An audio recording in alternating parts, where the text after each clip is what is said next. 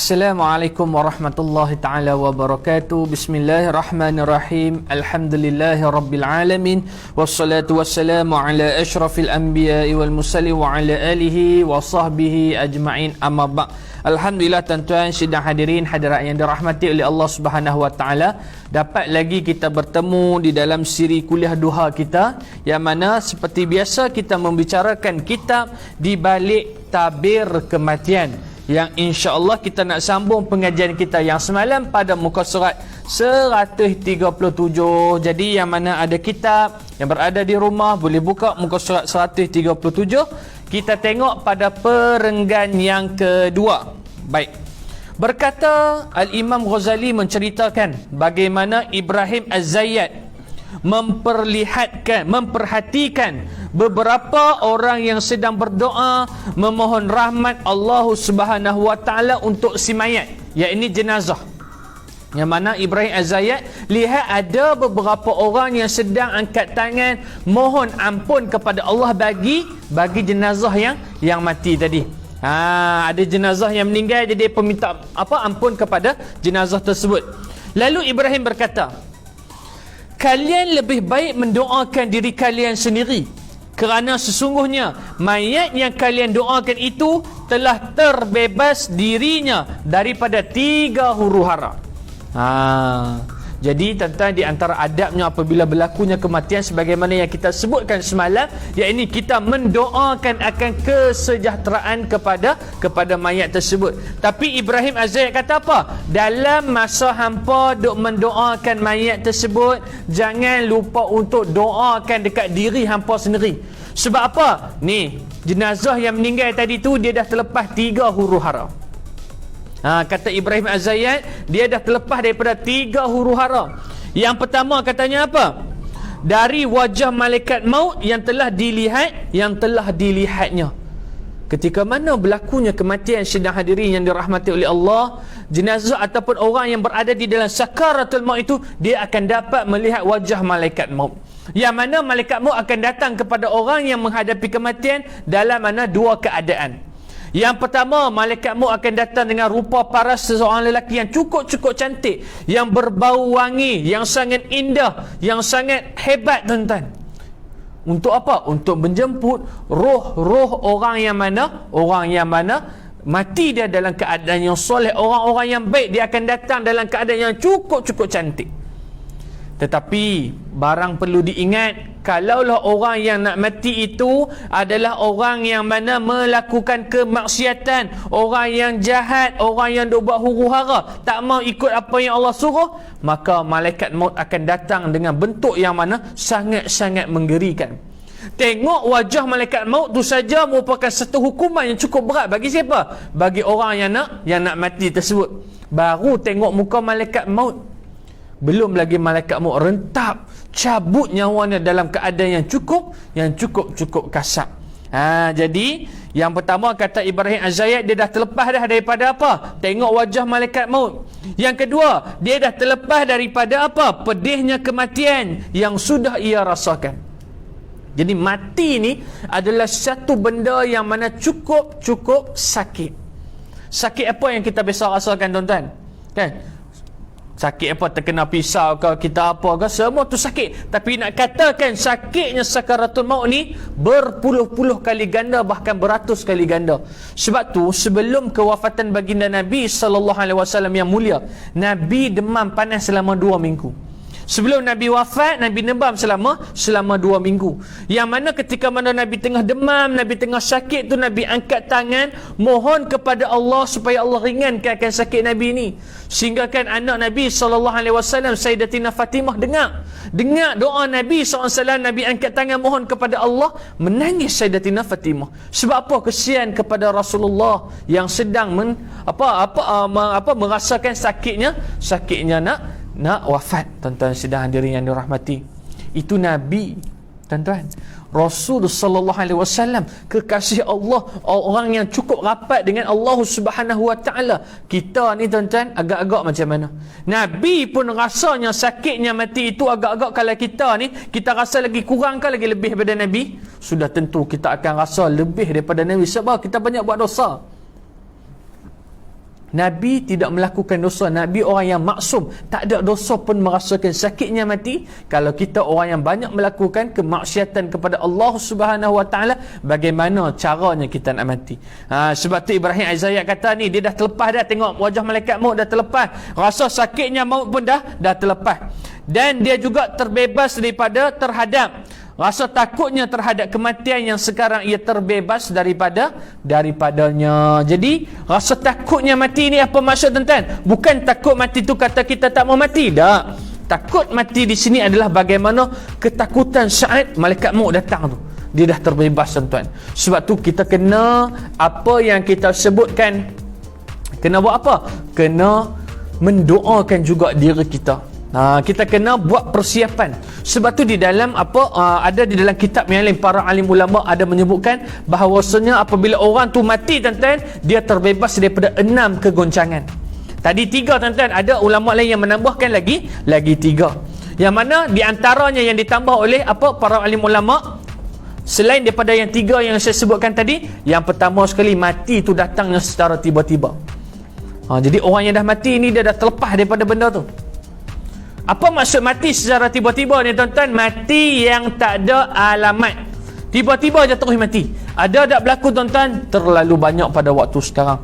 Sebagaimana saya bagi contoh, ada orang yang bawa motor tiba-tiba jatuh motor aksiden meninggal. Kan baru ni kita lihat bagaimana seorang lelaki tuan-tuan penghantar makanan. Sekarang ni kan waktu PKP, orang minta makanan kan, order online dan sebagainya.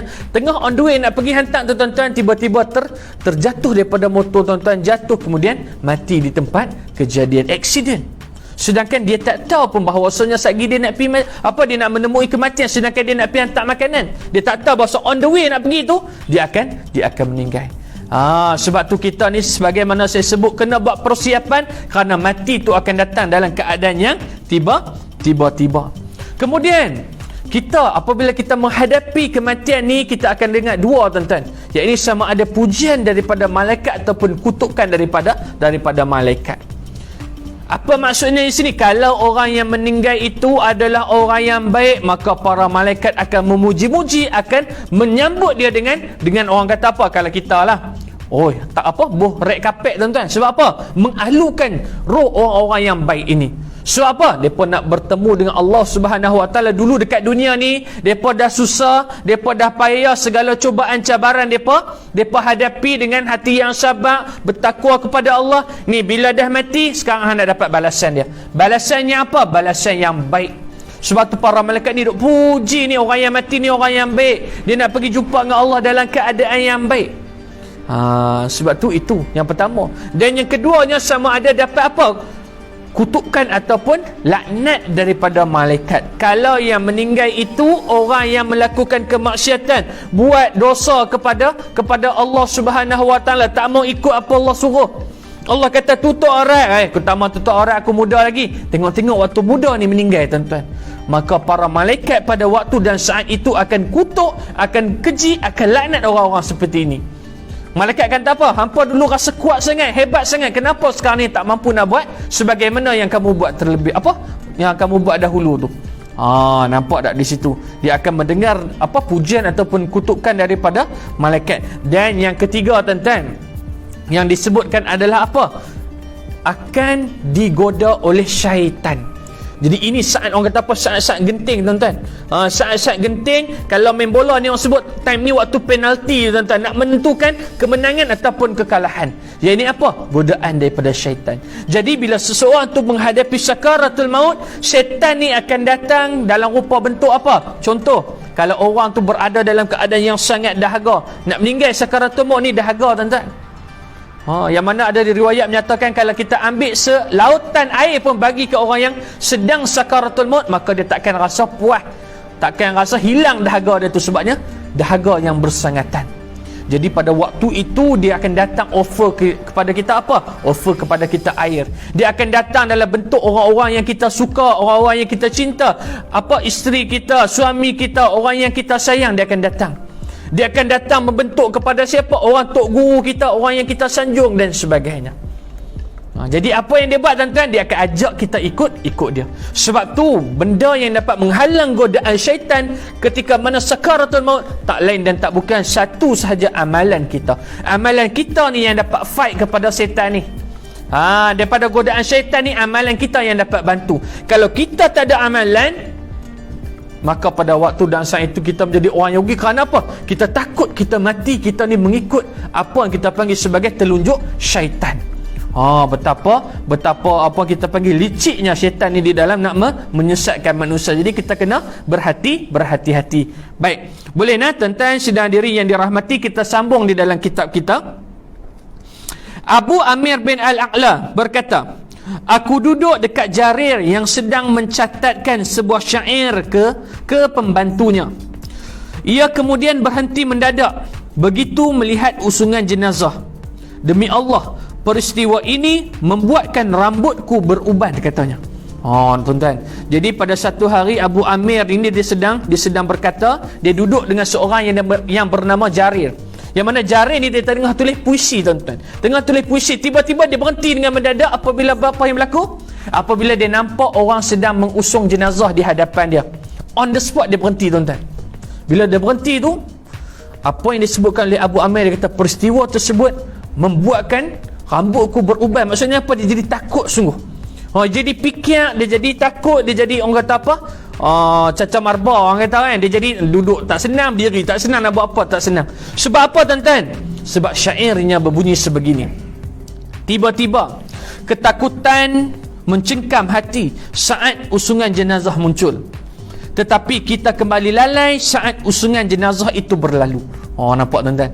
Dia kata waktu kita nampak jenazah, masa tu kita takut, takutnya mati. Bila nampak orang meninggal kan, kita pergi orang melihat jenazah dan sebagainya, takutnya mati. Keluar rumah, tuan-tuan. Keluar daripada rumah, si mati tadi masuk dalam kereta, dia jadi balik.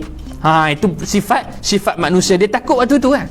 Habis daripada tu, contoh dah meninggal, tuan-tuan, hantar pergi kubur, balik daripada kubur tu, dia jadi macam biasa dah.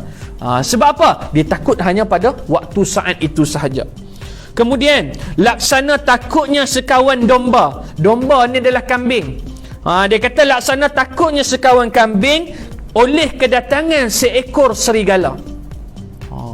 Sekawan kambing ada, tiba-tiba mai seekor serigala, cabut lari semua kambing-kambing ni, tuan-tuan. Sebab apa? Takut kena makan, kena terkam dengan si serigala ni. Dan ketika serigala itu pergi, maka mereka kembali meragut rumput dengan riang. Maksudnya bila serigala tak ada, kambing-kambing yang duk ada ni, dia happy balik, tuan-tuan, makan, duk ragut rumput macam biasa, macam tak ada apa. Sedangkan tadi dia takut. Tapi bila dah berlaku benda tu, dah berlalu akan ketakutan itu, maka pada waktu dan saat itu dia akan kembali kepada normal. Sebab tu kata Abu Amir ni, dia kata aku dengar apa syair ini berubah dalam rambut aku. Sebab apa? Aku tak mau tergolong dalam golongan orang yang mana yang lalai ni. Sebab tu kita ini disunatkan untuk kita ini sentiasa mengingati akan kematian, kerana ia boleh berlaku bila-bila masa tanpa sebarang petanda sebagaimana yang saya sebutkan tadi. Jadi kita kena buat apa? Persiapan untuk diri kita. Baik, kita tengok pada muka surat sebelah. Di antara adab menghantar jenazah ialah merenung, ingat diri dan berjalan di depannya dengan sikap merendah diri kepada Allah Subhanahu Wa Taala. Di antara adab yang pertama adalah merenung. Merenung apa, tuan-tuan? Ni kematian yang berlaku ni, nanti satu hari aku akan mati juga sebagaimana jenazah ni. Renung, muhasabah diri kita ni. Kemudian ingat diri. Ingat diri kita akan jadi macam tu. Dan berjalan di hadapannya, maksudnya kita ini ikut jenazah, tengok jenazah dan sebagainya, kita merendah diri di hadapan Allah Subhanahu Wa Taala, kerana kita ni banyak dosa, kita banyak berbuat maksiat kepada Allah Subhanahu Wa Taala. Jadi kita kena buat apa? Kita kena merendah diri, tawaduk kita. Tak kiralah siapa pun kita, apa pangkat kita, harta kita dan sebagainya, maka semua tu tidak memberi manfaat kepada diri kita apabila kita dah mati, kalau benda tu tidak digunakan sebaiknya. Ada harta tak digunakan di jalan Allah, meninggal saja tak ada guna, tuan-tuan. Tapi kalau harta ada, gunakan di jalan Allah, infak dan sebagainya, maka pada waktu dan saat itu apa yang berlaku tuan-tuan? Maka dia akan mendapat manfaat daripada harta dia yang di dunia tadi. Jadi dia akan dapat imbuhan daripada apa yang dia lakukan. Dan kemudian kata Imam Ghazali lagi, di antara adab yang lain, ia juga harus berbaik sangka terhadap orang yang meninggal dunia, walaupun di masa hidupnya orang itu suka melakukan maksiat, iaitu orang-orang yang fasik. Walaupun yang meninggal itu jenazah orang yang mana tuan-tuan, orang yang mana kita tengok ni orang jahat ni, tak biasa, semua dia tak biasa buat baik langsung, maka jangan kita sesekali sangka buruk, kita kena sangka baik. Sebab tu tuan-tuan, apabila disebutkan sebagai fasik ini, kita takut. Sebab apa? Fasik ini adalah melanggar ataupun menyimpang daripada apa yang Allah Subhanahu Wa Taala sebutkan, apa yang Allah suruh depa menyimpang. Sebab tu di antara ciri-ciri orang fasik ni, di antara ciri-ciri orang fasik, yang pertama sekali, dia akan langgar perintah Allah, buat maksiat sesuka hati. Apa yang dia rasa dia nak buat, dia buat. Tak adanya kita panggil gate ataupun tidak ada penghalang daripada dia. Dia kata, aku ada duit, aku ada segala benda, aku boleh buat apa sahaja yang aku suka. Halal ke haram ke tu tolak tepi, janji hatiku puas dulu. Maka ini ciri-ciri orang yang fasik. Kemudian apa yang berlaku tuan-tuan? Mereka tidak melaksanakan ibadat-ibadat fardu. Ada pun kalau mereka melaksanakan ibadat fardu tu, kadang buat, kadang tak buat dan sebagainya. Kemudian tak kita panggil jahil di dalam ilmu. Sidang hadirin yang dirahmati oleh Allah, banyak ciri-ciri orang fasik ni yang mana kita tak mahu tergolong dalam golongan yang disebutkan sebagai golongan fasik. Baik, berbalik kepada tadi, Imam Ghazali sebut jangan sesekali sangka buruk kepada orang. Sebab apa? Sebab kita tak tahu bagaimana pengakhiran dia. Sekejap ada kisah tuan-tuan, kita akan tengok insya-Allah kalau sempat. Dan kita tengok apa yang Imam Ghazali sebut, serta tidak terlalu memuji-mujinya. Tadi jangan bersangka buruk. Dan kalau orang yang meninggal itu adalah orang yang baik, jangan terlalu memuji-mujinya, meskipun secara lahiriahnya orang itu termasuk orang yang baik. Sebab Imam Ghazali sebut, sebab apa tak boleh macam tu? Nak puji lebih sangat tak boleh, nak keji pun tak boleh. Sebab apa kata Imam Ghazali? Sebab akhir kematian itu adalah misteri. Maksudnya tidak ada siapa yang tahu bagaimana pengakhiran seseorang manusia itu. Adakah dia meninggal dalam keadaan diampunkan segala dosa? Adakah dia meninggal dalam keadaan semua dosa dia Allah maafkan? Kita tahu tak? Kita tak tahu. Sebab apa? Tak ada tulis apa pun. Bukan orang ni mati baik, dia tulis baik kat sini, tak ada tuan-tuan. Matilah. Jadi apa yang berlaku itu adalah kita panggil sebagai rahsia yang Allah Subhanahu Wa Taala tutup daripada kita, supaya apa tuan-tuan? Supaya kita ini dapat ambil iktibar daripada perkara yang berlaku. Tuan-tuan, sidang hadirin yang dirahmati, sebab tu saya teringat satu kisah bagaimana seorang pemandi jenazah tuan-tuan. Orang yang memandikan jenazah, ustaz ni dia memandikan jenazah yang mana satu hari pihak hospital telefon kepada ustaz ni. Dia kata, ustaz, hari ni ada seorang jenazah minta tolong nak mandikan. Jadi ustaz tu pun pergi. Bila sampai saja tuan-tuan dekat bilik mayat tu, tempat nak mandi tu, ustaz ni nampak ada 2-3 orang, mana laki tak laki, perempuan tak perempuan lah. Maksud golongan apa? Maknyah lah tuan-tuan, duduk depan pintu tu 2-3 orang, pakai baju Melayu tuan-tuan. Masya Allah, subhanallah, dapat hidayah kot kan. Jadi tak apa, tengok ustaz tu pun masuk. Bila masuk tuan-tuan, ustaz tu tengoklah adalah jenazah atas pembaringan tersebut. Kemudian buka muka. Bila ustaz tu buka muka tuan-tuan, ustaz tu tutup balik. Tanya kepada doktor yang bertugas tu, ni jenazah lelaki ke perempuan ni? Kan? Doktor tu kata ni jenazah lelaki. Kan, jenazah lelaki, tapi faham lah ustaz yang duduk kat luar tu geng-geng dia lah. Ustaz tu kata apa? Faham lah macam tu. Kan, dia makna faham. Bila tengok IC si mati ni tuan-tuan, dengan rupa ketika mana itu tuan-tuan, Masya Allah, subhanallah, kata ustaz tersebut, Masya Allah, macam langit dan bumi, tak sama langsung. Dia kata muka ni jadi macam mana tuan-tuan? Muka ni dia jadi macam mana tengkorak tuan-tuan, kulit saja. Dia ikut bentuk tengkorak tu. Masya Allah, subhanallah. Sedangkan tengok di kad pengenalan tu, ustaz tu kata, oi, muka orang kata apa? Handsome lah tuan-tuan, jambu muka. Putih serelah orang kata. Masya Allah, subhanallah. Tapi jadi macam tu. Kemudian tanyalah kepada kepada apa yang kita panggil doktor tersebut. Macam mana boleh berjadi macam ni? Doktor tu kata, satu dia kata, ustaz, benda yang kita tengok ni Allah nak bagi petunjuk lah kat kita, Allah nak bagi peringatan kepada kita. Ada pun dalam sudut perubatan boleh jadi lagu tu, doktor kata, sebab apa? Terlalu banyak modifikasi, modified muka ni. Agak-agak nak bagi naik ni sikit, cucuk sini. Akhirnya bila tu kimia tu bertindak balas, akhirnya jadi lagu tu. Masya Allah, subhanallah. Nampak tak nak dikatakan kepada kita?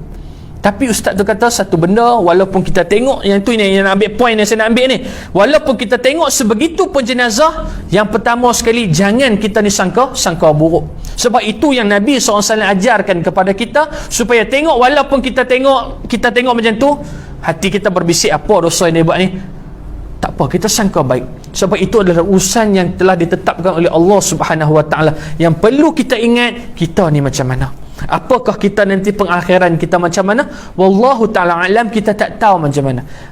Jadi jangan sesekali ni kita pandang buruk. Apa yang dia lakukan itu dosa dia dengan Allah Subhanahu Wa Taala, yang mana kita tak tahu. Mungkin sebelum dia mati itu dia sempat bertaubat kepada Allah, kita tak mengetahui akan perkara itu. Baik, boleh nah? Baik, kita sambung. Umar bin Zar meriwayatkan, pada suatu hari seorang tetangganya telah meninggal dunia.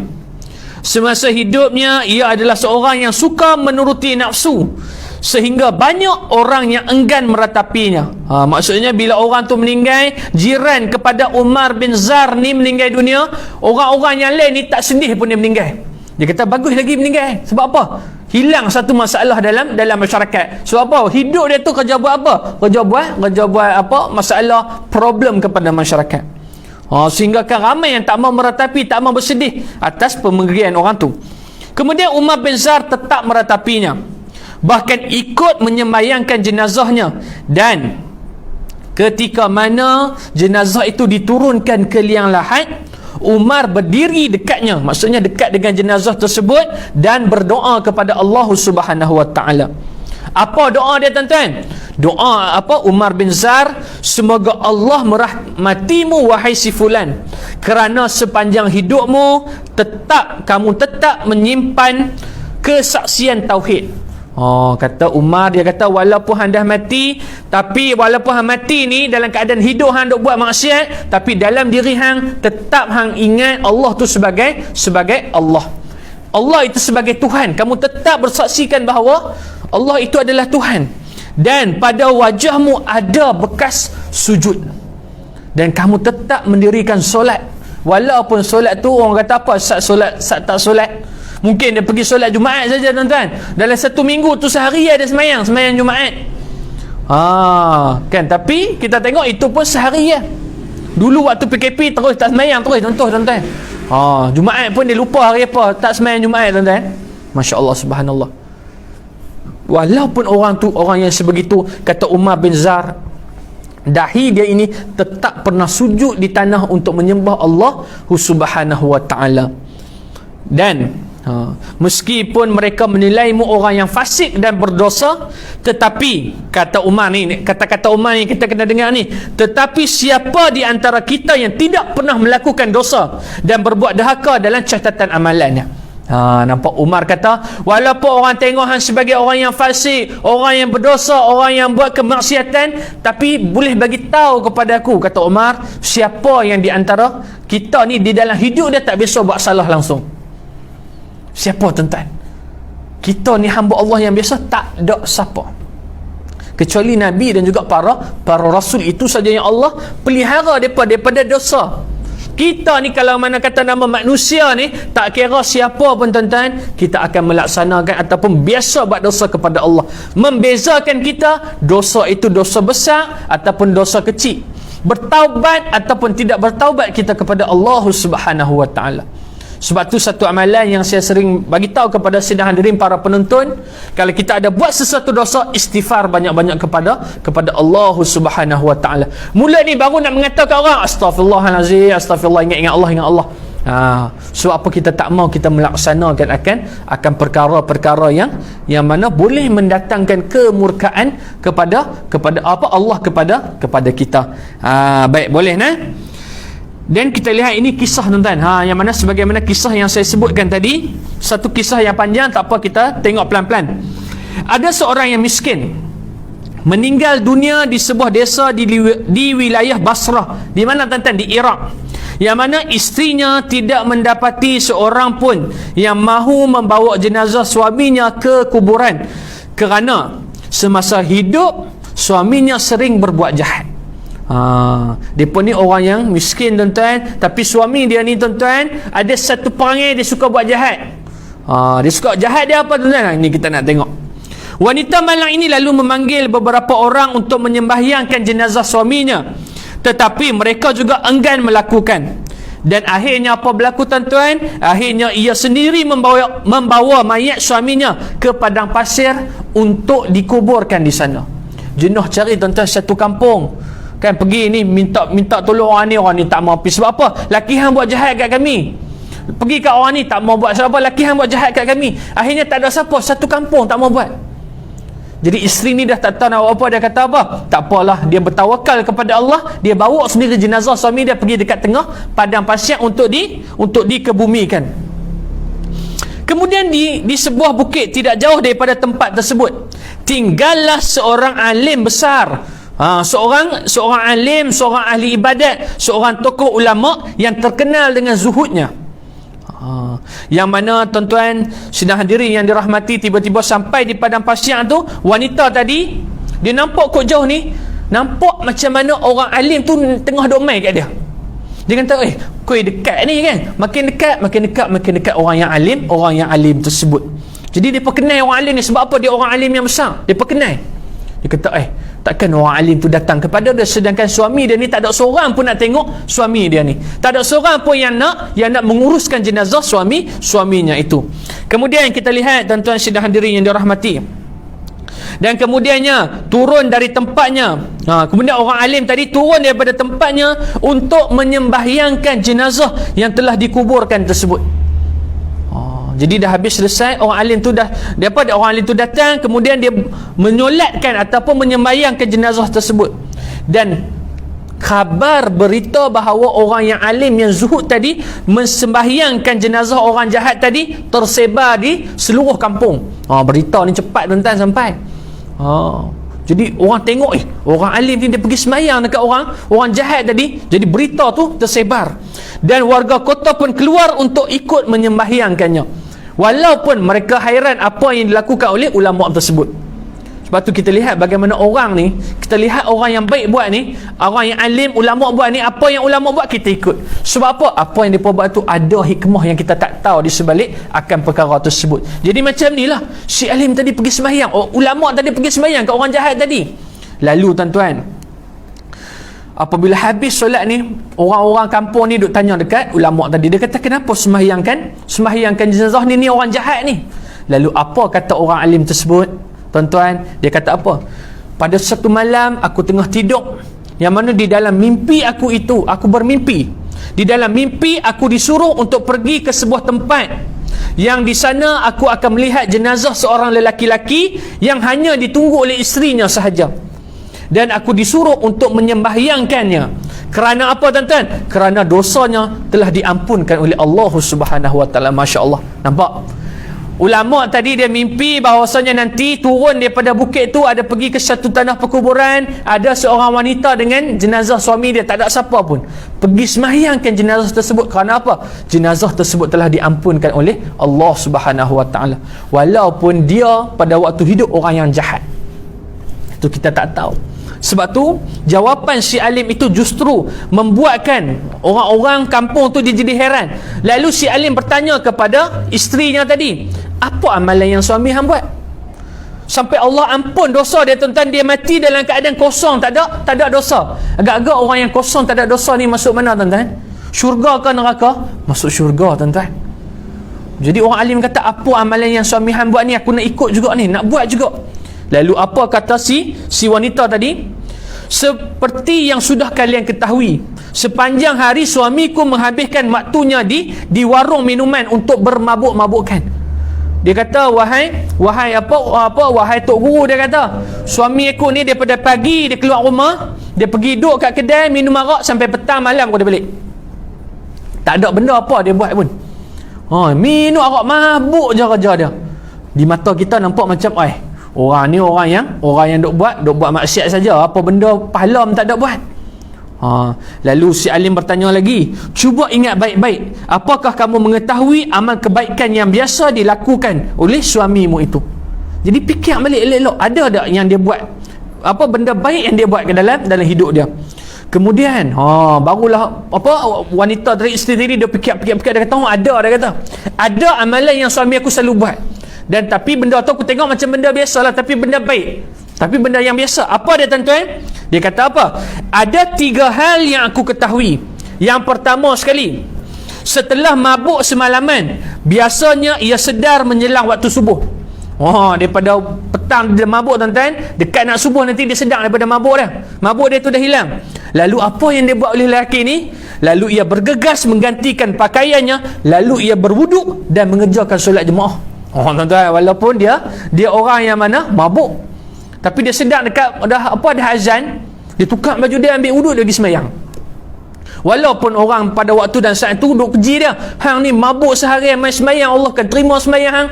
Dia buat tak tahu, dia sembahyang juga tuan-tuan, dia sembahyang berjemaah.